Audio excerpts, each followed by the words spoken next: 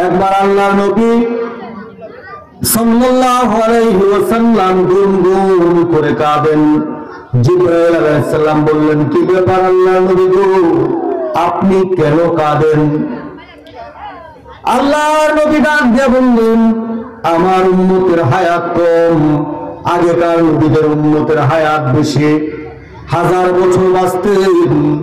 আমার উম্মতের গড় আয়ু বয়স 60 থেকে 70 বছর, তাদের সমতুল্য কিভাবে হবে? আমার সেই চিন্তাটার জন্য আমি কাঁদি। আল্লাহ পাক সূরাতুল কদর নাযিল করলেন। আল্লাহ বললেন, লাইলাতুল কদরি খায়রুম মিন আলফি শাহর। লাইলাতুল কদর এমন একটা রাত, রমজান মাসের শেষ দশকে সাধারণত এই রাতটা হবে বলে আল্লাহ নবী বলেছেন, বিশেষ করে বেজুর রাত্রিতে।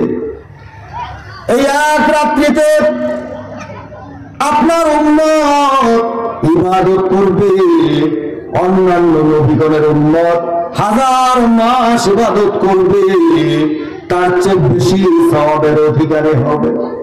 শুধু তাই না, আল্লাহর নবী বিশ্বনবী সাল্লাল্লাহু আলাইহি ওয়াসাল্লাম বলেন, যে ব্যক্তি ফজরের নামাজের পর 100 বার সুবহানাল্লাহ বলবে, মাগরিবের নামাজের পর 100 বার সুবহানাল্লাহ বলবে, আল্লাহর নবী বলেন তার আমল নামায়, আল্লাহর নবী বলেন, খেয়াল করে শুনেন, রেডি রাখেন সুবহানাল্লাহ। আল্লাহর নবী বলেন, ফজরের নামাজের পর আমার কোন উম্মত যদি 100 বার সুবহানাল্লাহ বলে দেয়, মাগরিবের নামাজের পর যদি আবার 100 বার সুবহানাল্লাহ বলে দেয়, তার আমল নামায় দৈনিক 100 কবুল হজের সওয়াব দান করবে। সুবহানাল্লাহ। একদিনে 100, জোরে স্লোগান হবে, একদিনে 100, 2 দিনে, 3 দিনে, জোরসে বলো, 4 দিনে, 5 দিনে, 1 মাসে 3000। 1 মাসে কত?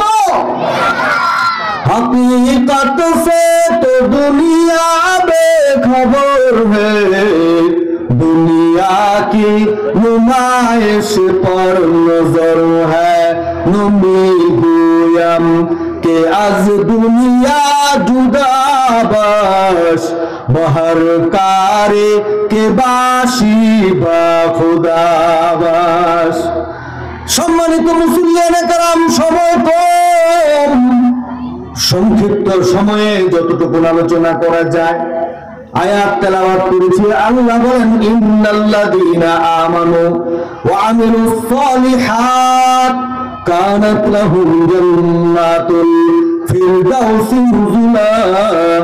আল্লাহ বলেন, যারা ঈমান এনেছে এবং নেক কাজ করেছে, সৎ কাজ করেছে, তাদের জন্য আল্লাহ তাবারাকা ওয়া তাআলা আপ্যায়ন স্বরূপ মেহমানদারি হিসাবে জান্নাতুল ফিরদাউস দিয়া দিবেন। সুবহানাল্লাহ। আসুন এবার ব্যাখ্যা বিশ্লেষণে যাই। 1.5 থেকে 2 ঘন্টার ওয়াজ 10 মিনিটে ফিনিশিং দিতে হবে। কান পেতে খেয়াল করে শুনেন। আল্লাহ বলেন, ইন্নাল্লাযীনা আমানু, যারা ঈমান এনেছে, যারা মুমিন, যারা খাঁটি মুমিন, যারা ঈমানদার, ওয়া আমিলুস সালিহাত, যারা নেক কাজ করেছে, সৎ কাজ করেছে, ওয়া আমিলুস সালিহাত করেছে। আসুন এবার ওয়া আমিলুস সালিহাত এর ব্যাখ্যা কি, তাফসীর কি, বিশ্লেষণ কি? আমরা তো শুধু বুঝি ওয়া আমিলুস সালিহাত, 5 ওয়াক্ত নামাজ আদায় করতে হবে, রমজানের রোজা পালন করতে হবে, যাদের উপর হজ ফরজ, হজ পালন করতে হবে, যাকাত যাদের উপর ফরজ, যাকাত দিতে হবে। এটাই তো আমরা সাধারণত বুঝি। কারণ নামাজের হিসাব সর্বপ্রথম নেওয়া হবে। নামাজের হিসাব যার ওকে হয়ে যাবে, তার অন্যান্য ইবাদত ওকে হয়ে যাবে। আসসালাতু মিফতাহুল জান্নাহ, নামাজ জান্নাতের চাবি। নামাজ ছাড়া জান্নাতে ঢোকা যাবে না, নামাজ ছাড়া জান্নাতে প্রবেশ করা যাবে না, নামাজ ছাড়া আল্লাহর নৈকট্যশীল বান্দা হওয়া যাবে না, আল্লাহর কুদরতি পায়ে সিজদা করা। আল্লাহ পাক যে কত খুশি হন তা বলে শেষ করা যাবে না। ভাইরা আমার, ময়মনসিংহের মুসলমান নবীর উম্মত, আমরা তো বুঝি ওয়ামিলুস সলিহাত, 5 ওয়াক্ত নামাজ আদায় করতে হবে জামাতের সাথে গুরুত্ব সহকারে। শুধু তাই না, মুফাসসির বলেন ওয়ামিলুস সলিহাত, তার ব্যাখ্যায় বলেছেন যে ব্যক্তি 5 ওয়াক্ত নামাজ আদায় করবে সুদ খেতে পারবে না। কারণ সুদের 70টা স্তর। সুদকে আল্লাহ পাক হারাম করেছেন। আহাল্লাল্লাহুল বাইআ ওয়া হাররামার রিবা, ব্যবসাকে আল্লাহ তাআলা হালাল করেছেন, সুদকে হারাম করেছেন। সুদের 70টা স্তর। প্রথম নম্বর স্তর আল্লাহর সাথে জিহাদ করা, আল্লাহর সাথে আপনি সংগ্রাম করবেন আর 5 ওয়াক্ত নামাজ আদায় করবেন। এই নামাজ হবে কি হবে না আপনার বিবেক বিবেচনা করবে। 1 নম্বর স্তর আল্লাহর সাথে সংগ্রাম করা।